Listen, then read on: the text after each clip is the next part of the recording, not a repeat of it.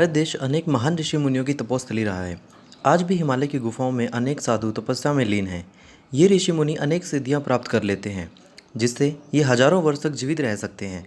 लेकिन यह महापुरुष इतने दयालु भी होते हैं कि लंबी उम्र का यह विज्ञान ये खुद तक सीमित नहीं रखते, बल्कि अपना ज्ञान दूसरों के साथ भी बांटते हैं। ऐसे ही एक महान ऋषि की कहानी मैं आपको सुनाऊंगा, जिन्होंने जड़ी बूटियों का प्रयोग कर खुद को फिर से जवान बना लिया था। और आज भी उन्हीं ऋषि के नाम से ही जड़ी बूटियों से निर्मित वह आयुर्वेदिक प्राश बाजार में उपलब्ध है। हम बात कर रहे हैं भृगु ऋषि के पुत्र और आस्तिक मुनि के गुरु ऋषि च्यवन की, जिन्होंने वृद्ध अवस्था को त्याग कर पुनः यौवन प्राप्त कर लिया था। कहानी हमारे महान काव्य महाभारत से ली गई है और इसकी सत्यता के प्रमाण आपको वीडियो के अंत तक मिल जाएंगे, इसलिए इस वीडियो को पूरा देखें। एक बार की बात है, ऋषि च्यवन एक जंगल में कई वर्षों से तपस्या कर रहे थे। उन्हें तप करते इतने साल हो चुके थे कि उन पर मिट्टी की एक परत चढ़ चुकी थी और उसी पर चींटियों ने अपने बिल बना लिए थे। ऋषि च्यवन का पूरा शरीर मिट्टी से ढक चुका था और एक मिट्टी के टीले जैसा प्रतीत होता था। एक बार राजा शर्याती अपनी बेटी सुकन्या और पत्नी के साथ उस जंगल में घूमने आए।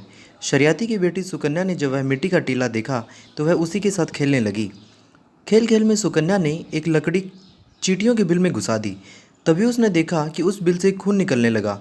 खून बहता देखकर सुकन्या डर के मारे चिल्लाने लगी। तब राजा शर्याती दौड़कर सुकन्या के पास पहुंचे। उन्होंने देखा कि उस टीले से ऋषि च्यवन बाहर निकले और वह खून ऋषि च्यवन की आंखों से बह रहा था। सुकन्या ने अनजाने में वह लकड़ी ऋषि च्यवन की आंखों में घुसा दी थी। तपस्या भंग होने और आंख फूट जाने से ऋषि बड़े क्रोधित हुए। उन्होंने राजा शर्याती को श्राप दिया कि तुम्हें व तुम्हारे पूरी प्रजा को अनेक बीमारियां हो जाएंगी। राजा शर्याती ने सुकन्या के अपराध के लिए माफ़ी मांगी और ऋषि से निवेदन किया कि वे अपना श्राप वापस ले लें। तब ऋषि च्यवन ने कहा, मैं वृद्ध हो गया हूँ और तुम्हारी बेटी ने मुझे अंधा भी कर दिया है। अब मेरी देखभाल कौन करेगा? अतः तुम अपनी बेटी की शादी मुझसे करवा दो, यही मेरी सेवा करेगी, क्योंकि इसी की वजह से मैं अंधा हुआ हूँ। राजा शर्याती ने ऋषि च्यवन की यह बात मान ली। सुकन्या का विवाह ऋषि च्यवन से करवा दिया गया। ऋषि च्यवन और सुकन्या ऋचिक पर्वत पर एक आश्रम बनाकर वहीं रहने लगे। एक बार अश्विनी कुमार उसी पर्वत के ऊपर से गुजर रहे थे। जब उन्होंने देखा कि एक सुंदर युवती वृद्ध ऋषि की सेवा कर रही है तो वे वहीं उतर गए।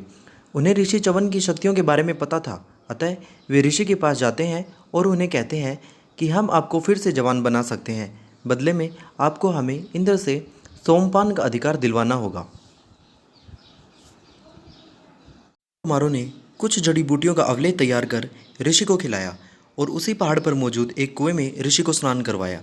ऋषि जब उस कुएं से वापस निकले तो वे अश्विनी कुमारों की तरह ही युवा हो चुके थे। उन्हें पहचान पाना भी मुश्किल हो रहा था। इसके बाद ऋषि ने एक यज्ञ का आयोजन किया, जिसमें इंद्र को भी आमंत्रित किया गया था। इसी यज्ञ में च्यवन ऋषि ने अश्विनी कुमारों को सोमपान का अधिकार दिलवाया। आज उस ऋचिक पर्वत को हम ढोसिका पहाड़ के नाम से जानते हैं और जो जड़ी बूटियों का अवलेह अश्विनी कुमारों ने ऋषि के लिए तैयार किया था, उसे हम च्यवनप्राश के नाम से जानते हैं। वह कुआं जिसमें नहाने से ऋषि पुनः युवा हो गए थे, वह आज भी इस पहाड़ पर मौजूद है। ऐसी मान्यता है कि इस कुएं में नहाने से सभी प्रकार के चर्म रोग समाप्त हो जाते हैं। हमारा यह प्रयास है कि लोग अपनी ऐतिहासिक धरोहरों के बारे में जानें, अपने धार्मिक ग्रंथों का पाठ करें, जिससे उन्हें अपने धर्म पर गर्व हो सके। महाभारत में वर्णित यह पहाड़ हरियाणा के नारनौल के समीप है। इस पहाड़ की चढ़ाई बहुत कठिन है, लेकिन रास्ता अनेक मनोरम दृश्यों से भरा हुआ है। इसी पहाड़ की तलहटी में च्यवन वाटिका बनी हुई है, जिसमें अनेक दुर्लभ औषधियाँ आज भी मौजूद हैं। इन्हीं औषधियों का प्रयोग कर वह अवलेह बनाया गया था, जिसे खाकर ऋषि च्यवन पुनः यौवन को प्राप्त कर पाए थे।